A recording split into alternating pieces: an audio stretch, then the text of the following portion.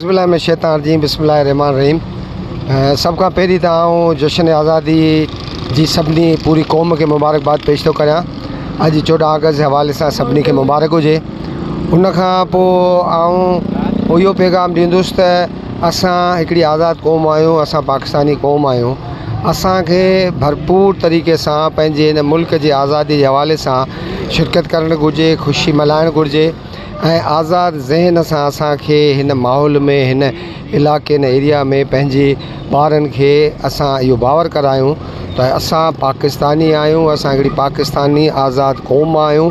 असांखे आज़ादु क़ौम जी हैसियत सां हिन मुल्क जे लाइ महिनत करणी आहे। असांखे पंहिंजे बचनि खे तालीम में अॻिते वधाइणो आहे। असांखे हिन मुल्क जो नालो रोशन करण लाइ करे असां पंहिंजे बचनि में तालीम आम कयूं ऐं असां दुनिया खे ॿुधायूं त असां हिकिड़ी क़ौम आहियूं, पाकिस्तानी क़ौम आहियूं।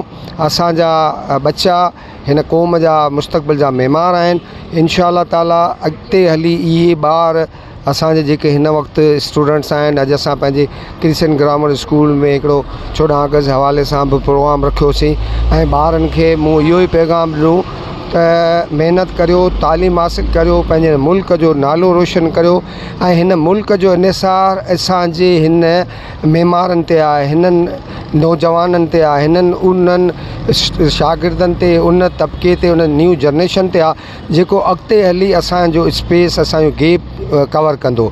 इन लाइ असां सभिनी खे इहो गॾिजी करे हिन मुल्क जी ख़िदमत करणु खपे। हिन मुल्क जी आज़ादी जे लाइ असांखे आज़ादु ज़हन सां ऐं आज़ादी जे हवाले सां असांखे सॼे मुल्क खे, पंहिंजी दुनिया खे इहो ॿुधायूं त असां हिकिड़े आज़ादु क़ौम आहियूं ऐं पाकिस्तान आहे, पाकिस्तान रहंदो, हमेशह पाकिस्तान रहंदो। हिन तख़्ते ते, हिन दुनिया जे तख़्ते ते असां हिकिड़ी पाकिस्तानी क़ौम उजागर थी इंशा अल्लाह सॼी दुनिया खे ॿुधाईंदासीं त पाकिस्तान ज़िंदाबाद।